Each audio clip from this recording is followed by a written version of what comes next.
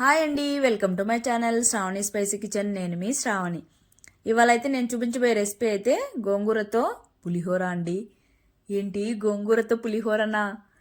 చాలా అంటే చాలా ఎగ్జైటింగ్గా అడుగుతారు కదండి. గోంగూర అంటేనే అందరు కూడా అంతే ఇష్టంగా తింటారు. అయినా గోంగూర ఇష్టపడిన వాళ్ళు ఎవరుంటారు చెప్పండి?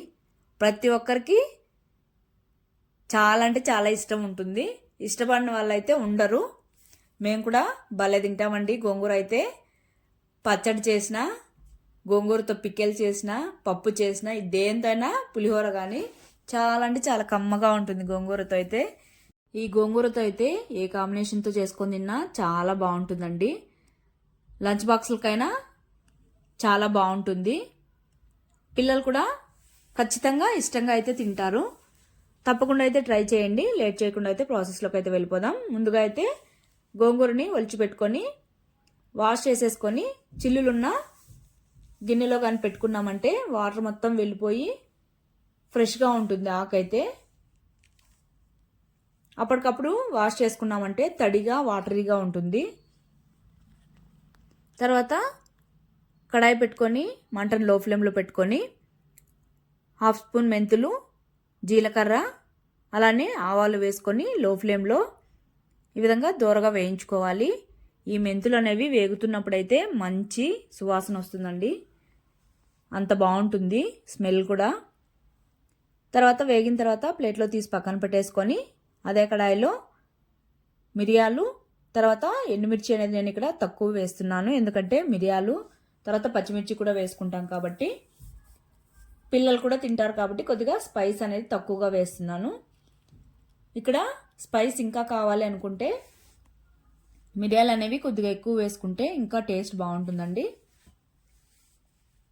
తర్వాత ఎండుమిర్చి, మిరియాలు అనేవి వేగిన తర్వాత తీసి ప్లేట్లో పక్కన పెట్టేసుకోవాలి. తర్వాత అదే కడాయిలో ఆయిల్ అనేది వేసుకోవాలి. ఇక్కడ కొద్దిగా ఆయిల్ అనేది ఎక్కువగా పడుతుందండి. ఆయిల్ వేసుకున్న తర్వాత ఆయిల్ అనేది హీట్ ఎక్కిన తర్వాత ఇందులోకి 1/2 స్పూను సాల్టు, అలానే 1/2 స్పూను పసుపు వేసుకోవాలి. ఇక్కడ పసుపు, సాల్టు ఒకసారి బాగా మిక్స్ అయ్యేలాగా మిక్స్ చేసుకొని కుక్ చేసుకోవాలి. ఇక్కడ గోంగూర వేసిన తర్వాత పసుపు వేసామంటే మొత్తం సరిగ్గా మిక్స్ అవ్వదు.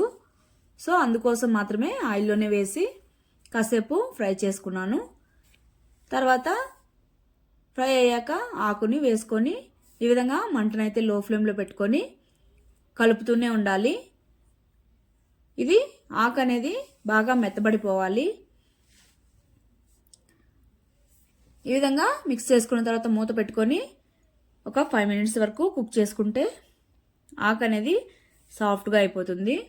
అంతలోపు ఇక్కడ మనము ఫ్రై చేసుకున్న మసాలా అంతా మిక్సీ పట్టేసుకోవాలి. చూడండి, ఇక్కడ ఆకు అయితే బాగా ఫ్రై అయిపోయింది. ఇప్పుడైతే ఇక్కడ చింతపండు గుజ్జు తీసుకొని 1/2 కప్పు వేసుకోవాలి. గోంగూర అనేది ఇది పులుపు లేదండి, అందుకోసం కాస్త ఎక్కువ వేశాను. పులుపున్న గోంగూర అయితే కొద్దిగా ఒక 2 స్పూన్స్ వేసుకుంటే సరిపోతుంది.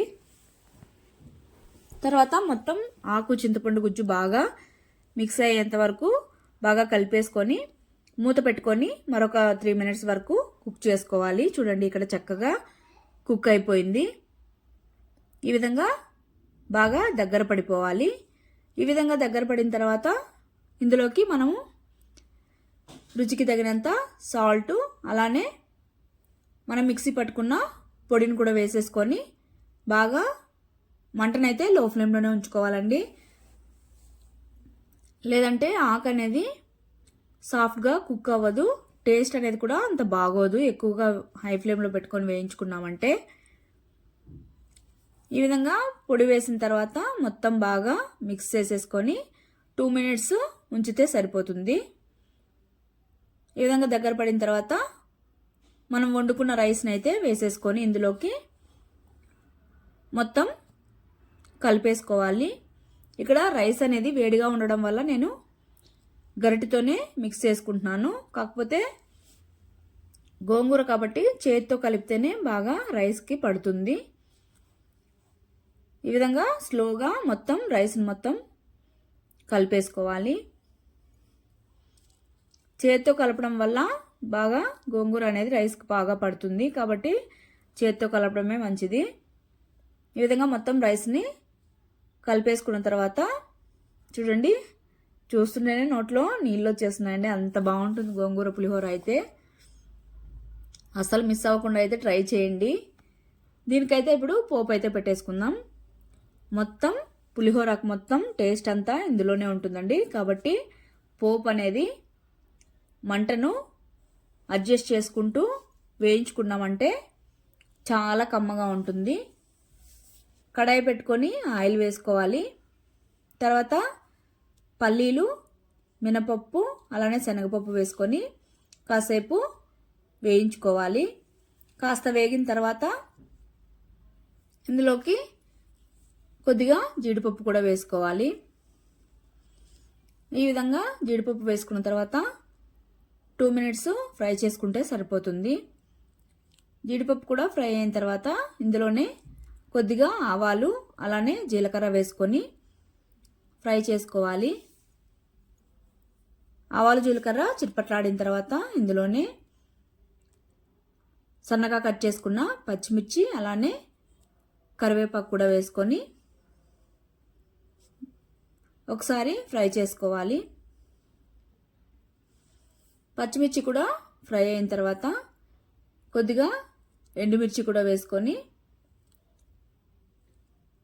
ఒకసారి మిక్స్ చేసేసుకొని ఇందులోనే చిటికెడు సాల్ట్, పసుపు వేసేసుకొని పోపు మొత్తం బాగా మిక్స్ చేసుకొని, పసుపు వేసాం కాబట్టి పచ్చివాసన పోయేంత వరకు మిక్స్ చేసుకుంటే సరిపోతుంది. తర్వాత ఈ పోపుని పులిహోరలో వేసేసుకొని మొత్తం బాగా మిక్స్ చేసేసుకోవాలి. ఈ విధంగా మిక్స్ చేసుకున్న తర్వాత చివరిగా అయితే కొద్దిగా కొత్తిమీర వేసేసుకొని మిక్స్ చేసేసుకొని సర్వ్ చేసేసుకోవడమే. వేడివేడిగా తిన్నా సరే, లేదా చల్లారాకైనా కూడా ఇంకా టేస్టీగా ఉంటుందండి. చాలా కమ్మగా భలేగా ఉంటుంది. నాకైతే చెప్తుంటేనే నోట్లో నీళ్ళు వచ్చేస్తున్నాయి.